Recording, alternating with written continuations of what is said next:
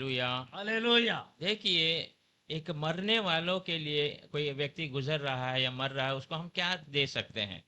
சாவு நிலையில இருக்கிற மனுஷனுக்கு நாம என்ன கொடுக்க முடியும்? वो भी पाप में भरा हुआ व्यक्ति, पाप की वजह से मर रहा है, उसको हम क्या तसल्ली दे सकते அவன் பாவத்தின் நிமித்தமாக வேதனை அடைந்து கொண்டு இருக்கிறான். அப்படிப்பட்ட மனுஷனுக்கு நாம என்ன கொடுக்க हैं? முடியும்? परंतु परमेश्वर उसको एक बड़ा सा आशा देता है। ஆனா கர்த்தர் பெரிய ஒரு நம்பிக்கையை அவனுக்கு கொடுக்கிறார். उसको केवल नहीं, सुनने वाले हम हर एक को परमेश्वर आशा देता है। அவருடைய வார்த்தையை கேட்டவர்களுக்கு எல்லாருக்குமே இந்த நம்பிக்கை கொடுக்கிறார். देखिए, यीशु मसीह उसे कहता है कि तू आज मेरे साथ परदेश में रहेगा। நீ இன்றைக்கு என்னோடு கூட பரதீசில் இருப்பாய். हाँ, ये परमेश्वर ने उसे जवाब दिया। उसका सवाल क्या था? இந்த இப்படிப்பட்ட ஒரு மறு உத்தரவு கொடுக்க அவன் எழுப்பின கேள்வி என்ன? पढ़ेंगे उसको। 29वां वचन पहला पढ़ेंगे। படிக்கலாம். அன்றியும் சிலுவையில் அறையப்பட்டிருந்த குற்றவாளிகளில் ஒருவன், நீ கிறிஸ்துவானால் உன்னையும் எங்களையும் ரட்சித்துக்கொள் என்று அவரை இகழ்ந்தான். 39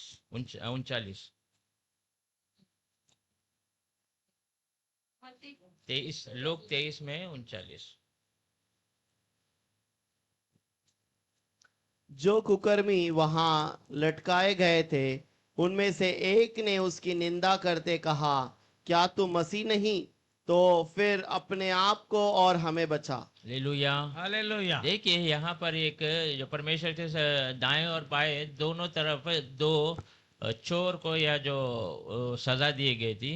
இங்கே நாம வாசிக்கிறோம், அவருடைய வல பக்கத்திலும் இடது பக்கத்திலும் ரெண்டு கொலை குற்றத்துக்கு பாத்திரவான்களை சிலுவையில் அறைந்திருக்கிறார்கள். ये बाएं तरफ वाला परमेश्वर के प्रति एक प्रश्न उठाता है।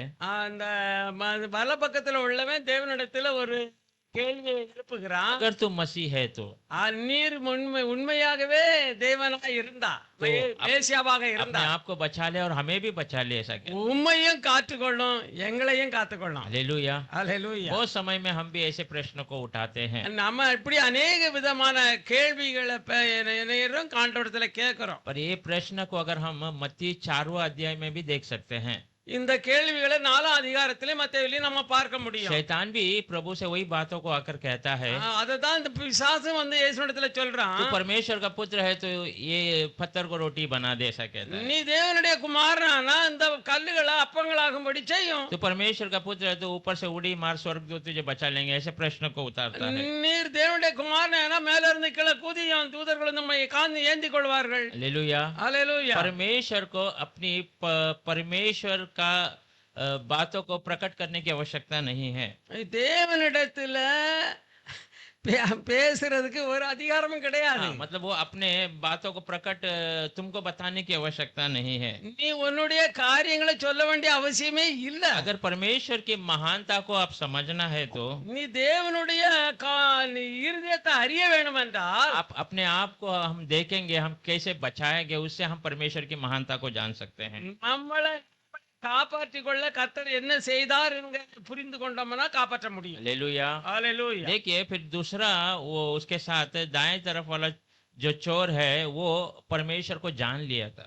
ஆமா, அந்த வல பக்கத்துல உள்ளவன் கர்த்தரை அறிந்து கொண்டான். वो उसको डांटता है அவன் அவனை எச்சரிக்கிறான். और कहता है, तुम और मैं अपने किए हुए पापों के वजह से यहाँ पर जो है उसका सजा काट रहे हैं। நாம் செய்த அக்கிரமத்தின் நிமித்தம் இந்த சாபத்துக்குள்ள தண்டனைக்குள்ள மரண தண்டனைக்குள்ள வந்திருக்கிறோம். इन्होंने कुछ नहीं किया, परंतु हमारे से भी अधिक सजा इनको मिल रहा है। ஆனா நான் இவரோ ஒன்று செய்யவில்லை, நம்மளை விட வேதனை அதிகமான தண்டனை அவர் அனுபவிக்கிறார். ये कैसा परमेश्वर के बारे में जान लिया?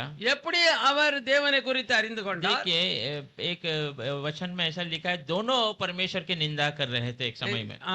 அவரு இன்னொரு இடத்துல சொல்லி ரெண்டு பேருமே தேவனை குறித்து நிந்தித்ததாக இன்னொரு புஸ்தகத்துல पर எழுதப்பட்டிருக்கு. जब यीशु मसीह ने वहां पर उन्हें मारने वाले को, सताने वाले को क्षमा किया, ஐயா, அங்கே இயேசுவை சிலுவையில் அறைந்தவர்களை அவர் மன்னித்ததுனால उसका मन बदल गया। அவனுடைய சில கல்லனுடைய இருதயம் மாற்றப்பட்டது. क्योंकि वहां जितने लोग इकट्ठे हुए थे वे रोम के अधिकारियों को या जो उसको पकड़वाने यहूदियों को जिंदगी में क्षमा नहीं कर सकते हैं। ஏன்னைக்கு அவரை காட்டி கொடுத்தவங்களுக்கும் அவரை வேதனைப்படுத்தினவங்களுக்கும் மன்னிக்கவே முடியாத குற்றம் தான் அவங்க செய்தாங்க. वहां के लोग उन्हें क्षमा नहीं करेंगे। அங்க இருக்கிற ஜனங்கள் மன்னிக்க மாட்டாங்க. न्याय के तरीके से देखा जाएगा क्षमा, क्योंकि वो और दूसरा परमेश्वर भी उन्हें क्षमा नहीं कर सकता है। எனக்கு தேவனே அவர்களை மன்னிக்க முடியாது. हाँ, क्योंकि उन्होंने इतना अधर्म, इतना जो है परमेश्वर के ऊपर लाद दिया था, वो उनको सहन नहीं हुआ। எனக்கு அவரை அவ்வளவு வேதனைப்படுத்தினாங்க சகிக்க முடியாத அளவுக்கு. परंतु उस बातों को यीशु ने क्षमा किया तो उसका मन पिघल गया। இயேசு மற்றவன் உங்களுக்கெல்லாம் மன்னிப்பு கொடுத்தவன் கேட்ட உடனே இவனுக்குள்ளேயே உண்மையை புரிந்து ये கொண்டான். समझ गया ये कोई साधारण व्यक्ति नहीं है, இவர் சாதாரணமான ஆள் அல்ல, இவர் தேவன் அப்படிங்கிறத. क्योंकि ये मनुष्य के बस की बात नहीं है। இது மனுஷனால முடிகிற காரியம் அல்ல. हाँ, इसका ये बहुत अद्भुत परमेश्वर है करके वो समझ गया था। இவர் அதிசயமானவர் என்பதை அவன் புரிந்து கொண்டான். इसीलिए वो क्या कहता है, ஆகையினாலதான் அவன் என்ன சொல்லுகிறான், 42वें वचन में पढ़ेंगे। 42ஆம் வசனத்திலே வாசிக்கலாம். இயேசுவை நோக்கி, ஆண்டவரே, நீர் உம்முடைய ராஜ்யத்தில் வரும்போது அடியேனை நினைத்தருளும் என்றான்.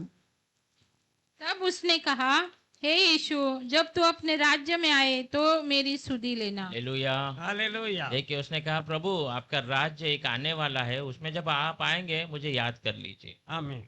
அவன் சொல்லுகிறான், பிரபு நீர் வரும் பொழுது உம்முடைய ராஜ்யத்தில் அப்போ வரும் பொழுது என்ன நினைவு கூரும். देखिए, हम दुनिया में करोड़ों करोड़ों लोगों से मिल चुके हैं। நாம நிறைய கோடிக்கணக்கான ஜனங்களை நாம பார்க்கிறோம். थोड़े लोगों को हम याद रखते हैं, ஆனா கொஞ்சம் ஜனங்களை நாம நம்மளுக்கு பழகினவர்களை ஞாபகம் வைப்போம். रिश्तेदार हो या पहचान वाले को याद रखते हैं।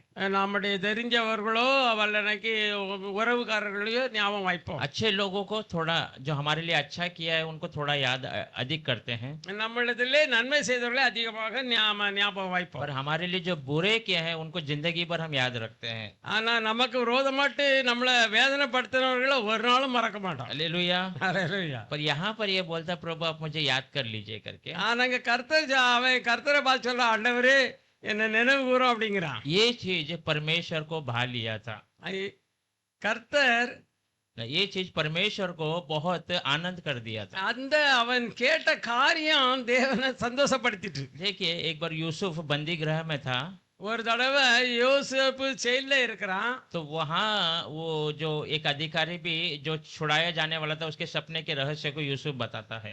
அப்போ அந்த விடுதலை ஆக வேண்டிய அந்த பானபாத்திரக்காரனிடத்தை தன்னுடைய ரகசியத்தை எல்லாம் சொல்லுறான். जब उसकी आजादी हो जाती है, அப்போ எப்பொழுது அவன் விடுதலை ஆகிறானோ तब यूसुफ उससे यही बातों को कहता है, அப்பொழுது யோசேப்பு இதை சொல்லுகிறான், मेरे ऐसे ऐसे वजह से मैं फंस चुका हूँ। நான் இப்படி காரியத்தினால என்னை மேல அபாண்ட குற்றச்சாட்டிங்க போட்டிருக்காங்க. हाँ, मेरा कोई दोष नहीं था। என்னிடத்துல ஒரு தப்பு இல்ல. तो तू जब फिरौन के सामने खड़ा रहेगा, நீ ராஜாக்கு முன்பாக போகும் பொழுது मुझे याद कर ले, ऐसा कहता है। நீ என்ன நினைவு கூர்ந்து சொல்லு என் விஷயத்தை அப்படின்னு சொல்றான். वो कहता है, हाँ हाँ ठीक है, मैं याद करता हूँ, நான் சரி ஞாபகப்படுத்துறேன் அப்படின்னா, पर वो भूल जाता है। ஆனா அவன் மறந்துடுறான். हालेलुया। ஹalleluya. परंतु हम बहुत समय में हमारे विरोध कार्य करने वाले को भूलते ही नहीं है। ஆனா நாம நமக்கு விரோதமாட்டு பண்ணினவங்களை நம்ம நிறைய நேரங்களில் மறக்கிறதே இல்ல. हालेलुया। ஹalleluya. देखिए, यीशु मसीह कहता है उसे, आज तू मेरे साथ परदेश में रहेगा। நீ இன்றைக்கு என்னோடு கூட பரதேசில் இருப்பாய். हालेलुया। ஹalleluya. जब यीशु मसीह मरे, उसके बाद सीधा वो कहाँ पर गए होंगे? அவரு மரித்து நேரே எங்க போனார்? सीधा पाताल के अंदर चले गए। அவர் நேரே பாதாளத்துக்கு போனார். हालेलुया। ஹalleluya. पाताल में हम जानते हैं शैतान का सारा अधिकार यीशु ने उसे छीन लिया। எனக்கு பாதாளத்துல போய் அவன் கையில இருந்த சாவி, பாதாளத்தின் அதிகாரத்தின் சாவி அவர் வாங்கி और கொண்டார். सारे पवित्र लोग वहां पर जो अलग स्थान में थे, उन सबको उठाकर वहां से ऊपर प्रदेश की ओर ले चला। அங்கே ஒரு இளைப்பாறுதல் இடம் இருந்தது. அந்த இடத்துல இருந்த எல்லா பரிசுத்தவான்களையும் மேலே கொண்டு வந்துட்டார். और ये जो चोर की खासियत देखिए, वो पाताल में गया ही नहीं, वो सीधा परमेश्वर के साथ परदेश में चले गया। ஆனா அந்த திருட, அந்த கொலைகார கள்ளை அவன் பாதாளத்துக்கு போகல, நேரே பரதீசுக்கு போயிட்டான். हालेलुया। ஹalleluya. क्योंकि मसीह उसके पहले ही मर चुका था। ஏன்னா கர்த்தர் முன்பே மரித்து விட்டார். हाँ, और वो मरते मरते जब वो मरा उसकी आत्मा को परमेश्वर सीधा परदेश पाताल जाने ही नहीं दिया। ஆனா தேவனோ அதை பாதாளத்துக்கு போக விடல.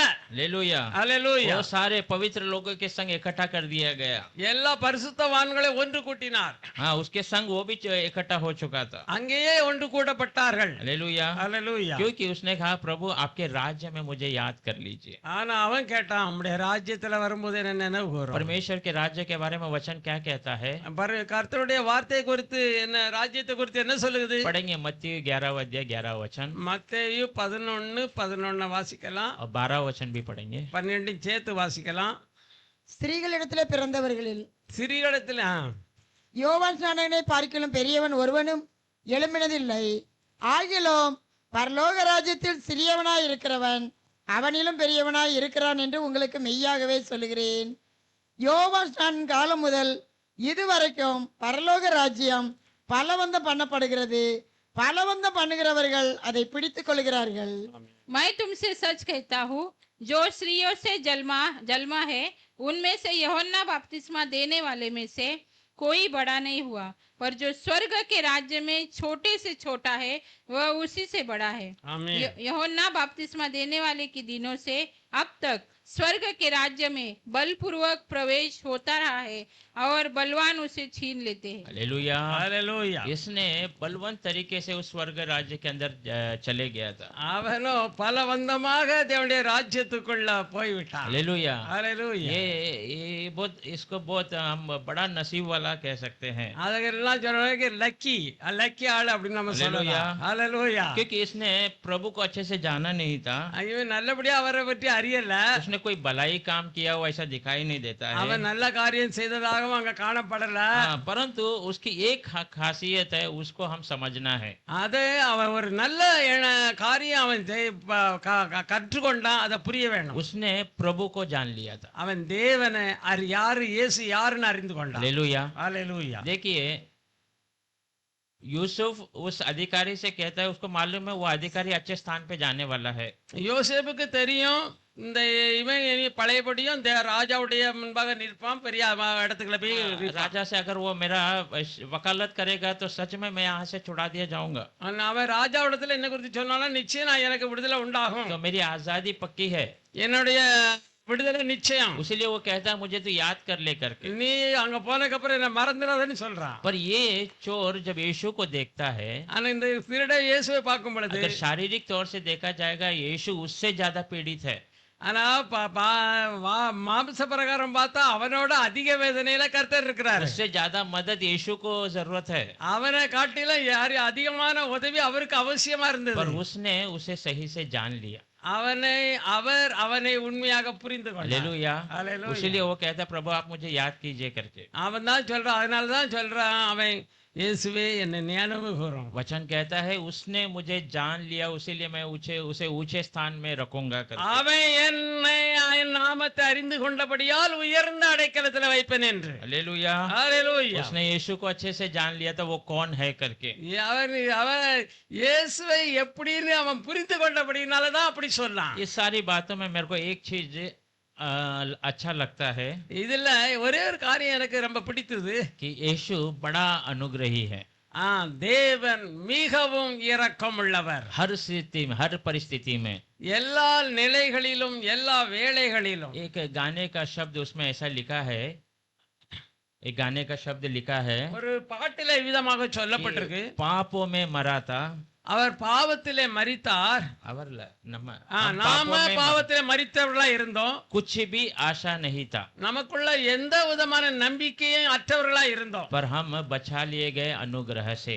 நாம காப்பாற்றப்பட்டோம் கிருபையினாலே. हालेलुया। ஹalleluya. पापों में मरा था, कुछ भी आशा न था, बचा लिया अनुग्रह से।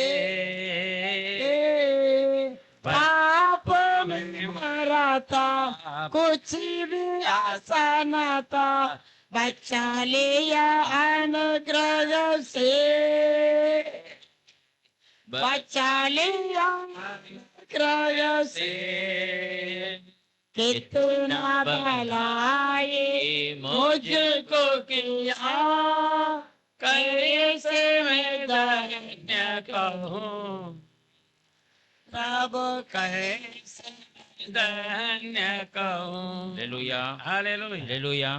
तो ये सारी बातों में एक अच्छा सा है कि उसने मसीह को जान लिया था। இந்த காரியங்கள்ல பெரியது அவன் தேவனை இயேசுவை யாருன்னு அறிந்து கொண்டான். दूसरा मसीह का महान अनुग्रह है, நாம் அடுத்தாக்கல அவருடைய அதனால அவனுக்கு தேவனுடைய பெரிய கிருபை கிடைத்தது. और वो परमेश्वर के साथ उसी क्षण में उसके साथ जुड़ गया। அவன் அந்த நேரத்திலேயே கர்த்தரோடு இணைந்து கொண்டான். हम भी उसके समान परमेश्वर को जानेंगे। நம்மளும் அவனை போல கர்த்தரை அறிந்து கொள்வோம். परमेश्वर हमें इस वचन द्वारा आशीष करेगा। கர்த்தர் நம் இந்த வார்த்தையின் மூலமா நம்மளை ஆசீர்வதிப்பாராக.